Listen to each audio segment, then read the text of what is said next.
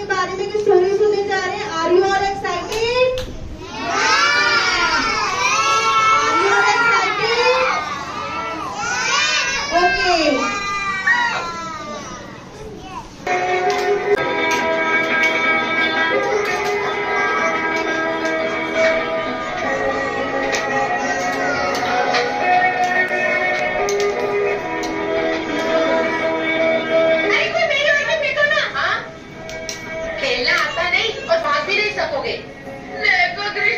मुझे कोई खेल नहीं देता। मैं दूंगा, परंतु उसे रोक लेना। हाँ, अवश्य रोक लूंगा।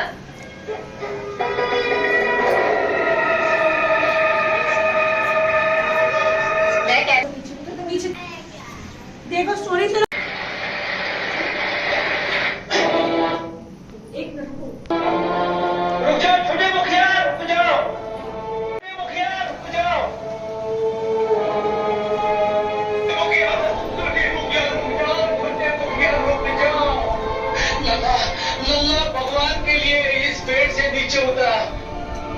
नीचे उतरा, नहीं तो नदी में गिर जाओगे। नदी में ही तो कूदने जा रहा हूँ काका। क्या कहा? नदी में कूदोगे? क्या आत्महत्या करने की सोच रही है क्या? नहीं, हमारी बेल यहाँ गिर गई है, उसे निकालने जा रहा हूँ। नहीं लल्ला, तुम कुछ नहीं जानते। ये कालिया है, इसमें माँ भयंकर सर्पों का राजा कालिया नाग रहता है। आ जाओ दादा, हमें खेल नहीं चाहिए, तुम आ जाओ। अरे, तुम्हारा सेनापति किसी नाग के भय से वापस आने वाला नहीं। देखते रहो मैं क्या करता हूँ।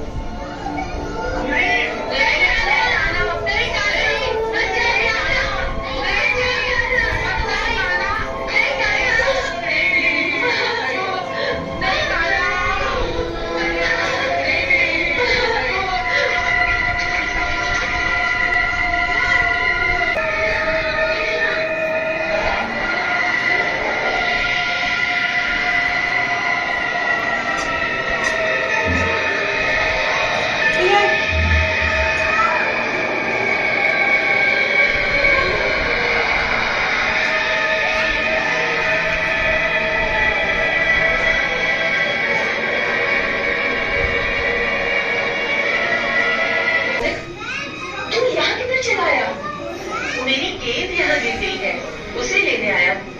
हाँ, गेंद? कैसी गेंद? इतनी छोटी सी खेलने की गेंद। अरे इतनी छोटी सी गेंद तो क्या, यहाँ हाथी भी गिर जाए तो नागराज के विष से भस्म हो जाता है। अभी तक कैसे बच गया? जा, वापस चला जा। खाली हाथ लौट जाऊंगा तो मेरे मित्र मुझ पर क्रोध करेंगे। मित्रों के क्रोध से तो तू बच जाएगा, परंतु नागराज के क्रोध से तुझे कौन बचाएगा पगले?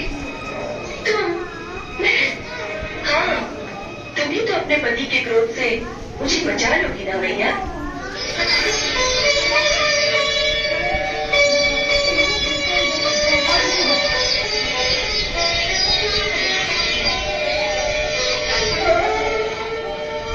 मुझे तो भैया कहता है पगले, तू कितना भोला है। इन गेम के पीछे क्यों दीवार कबानी चलाया? आप लोग देख, ये सर्पों के राजा कालिया का दर है। यहाँ आने पर कोई प्राणी जीवित नहीं बच सकता।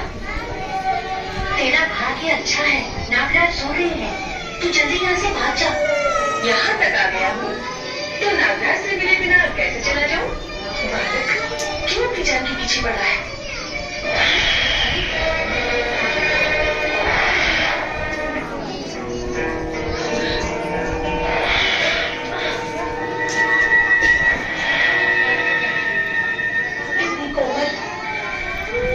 सुंदर देह पल भर में भस्म हो जाएगी। अरे पगले, ये बाहर करने का समय नहीं। चल, मैं तुझे बाहर छोड़कर आती हूँ। मुझ पर दया न करो नागरानी, अपने पति पर दया करो। उसने हमारे वृंदावन को अपने विष से दूषित कर रखा है। उसने हमारी यमुना जी को विषैला कर दिया है। आज मैं उसे यहाँ से निकालने आया हूँ।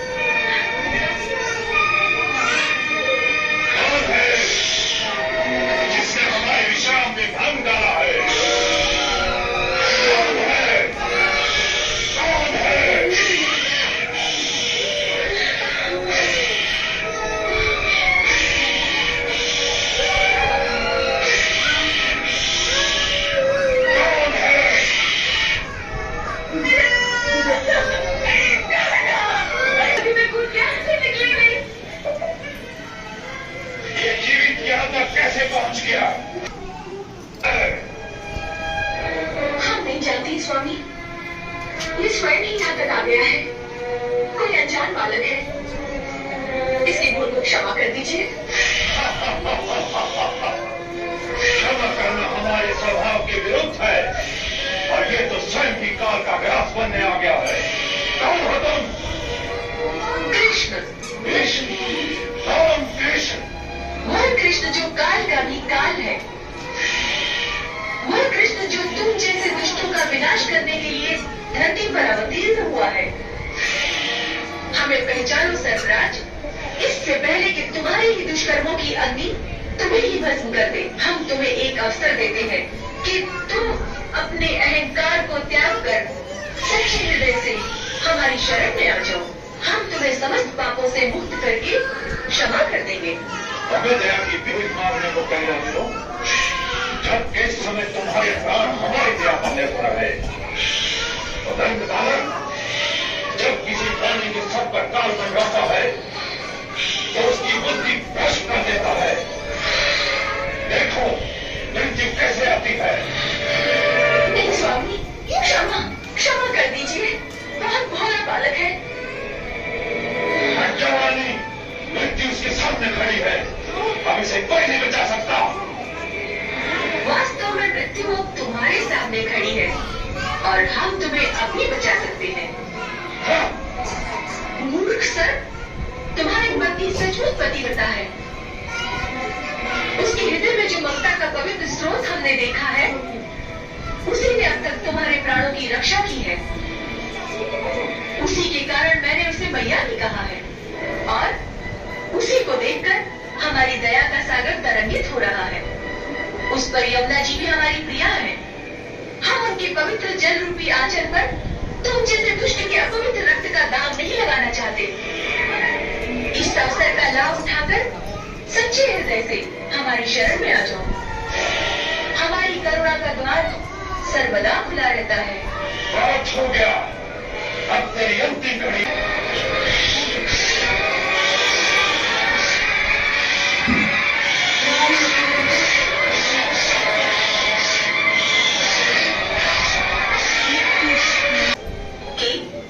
तुम ये स्थान छोड़कर यमुना जी के रास्ते समुद्र के मध्य में स्थित श्रवणम द्वीप पर चले जाओ, जो महान सर्पों के रहने का एक स्थान है। परंतु स्वामी, वह मुझे आपका वहाँ गरुड़ जीता नहीं छोड़ेगा। और गुरु, पहले मैं उसी रमणीय द्वीप पर अपनी प्रजा के साथ रहता था। तब एक बार जब गरुड़ जी मेरे प्राण लेने मुझ पर झपटे, तो उनके भय से मैं अपनी पत्नियों सहित यमुना के रास्ते इस कुंड में आकर छुप गया। आप तो जानते हैं कि सौरभ मुनि के श्राप के कारण गरुड़ जी इस यमुना के कुंड में नहीं आ सकते, इसलिए अपने प्राणों को बचाने के लिए मैं यहाँ आकर छुप गया। नहीं नागराज, अब गरुड़ तुम्हें कुछ नहीं करेगी। अब तुम्हारे फलों पर हमारी चरण धूलि देखकर गरुड़ तुम्हें मारने की जगह इस चरण धूलि को नमस्कार करेंगे। जाओ भैया, अब रमण द्वीप पर अपने पति के साथ निर्भय होकर विहार करो। उठो कालिया, अब हमें बाहर लेकर चलो।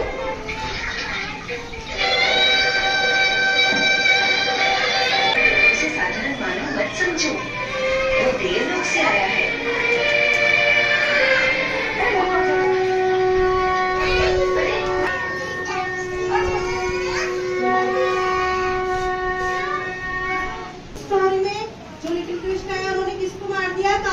ठीक है, और वो विनो के बाहर आ गए, बॉल लेके बाहर आ गए, जो उनकी बॉल पानी में गिरी थी और वो सब लेके उनको बहुत खुश हो रहे हैं, सब हैप्पी हो गए।